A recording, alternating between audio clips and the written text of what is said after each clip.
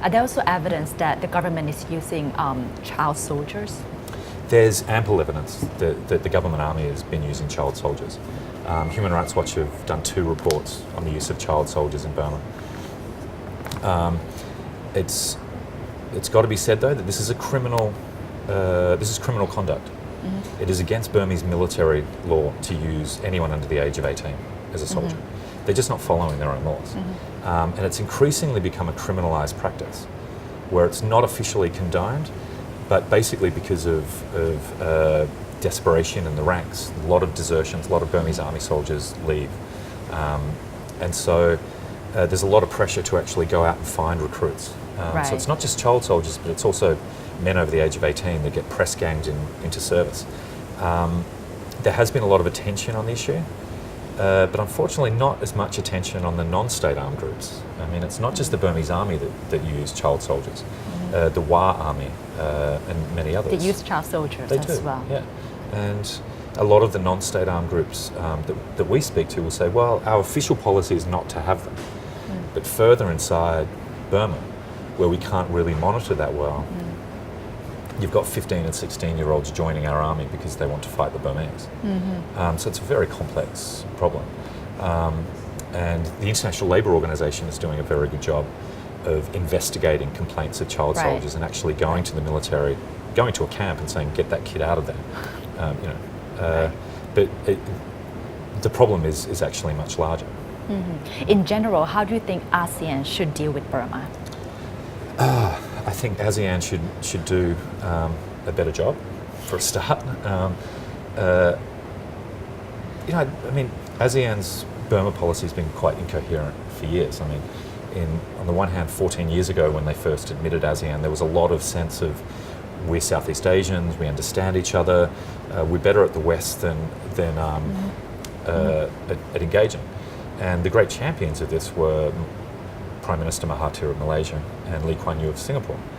Now, in the past 4 or 5 years, both of those statesmen, retired statesmen, have said we should never have done it. We should never have let them in. And Lee Kuan Yew said the generals just aren't very smart. They don't listen to reason. So Burma has been, I think, a real millstone around the neck of ASEAN.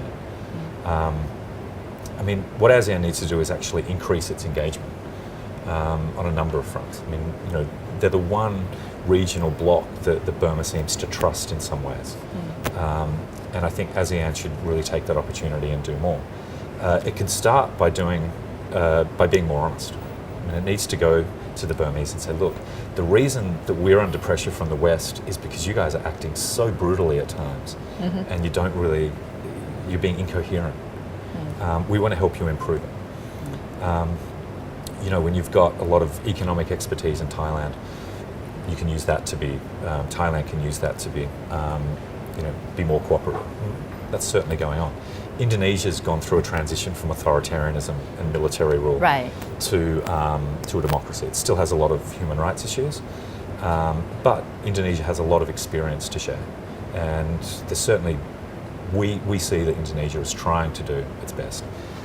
Singapore has tried very quietly to say, Burmese have got to improve. They haven't really gotten anywhere either. But certainly some of these countries could be more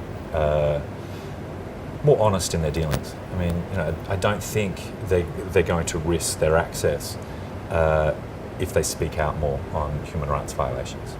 I think it would push the Burmese in the right direction. They may not like it. I mean, no one likes being criticised. But I think a more honest policy of pushing them. I mean, Burma is asked to be the chair of ASEAN in 2014. Now, in some ways, they don't deserve it. But in other ways, this is an opportunity for ASEAN to say, you know what, if you want it, here it is. We give it to you, 2014. This is what you have to do. If you don't do these things and improve these elements of the country, then it won't work. You're going to look inept and foolish, and you don't want to do that. So seeing it as an opportunity to improve the human rights situation and improve good governance. At this stage, they don't deserve it because they just want it to legitimise themselves. Right. But we can look at ways to actually use it to improve the situation and increase engagement. Burma would like to be ASEAN chair in 2014, but with reports of the use of convict porters as well as Burma's shaky democratic outlook, how will ASEAN or the world react to Burma, or how should we handle Burma in a concrete manner is yet to be seen. See you next week on Viewpoint. สวัสดีค่ะ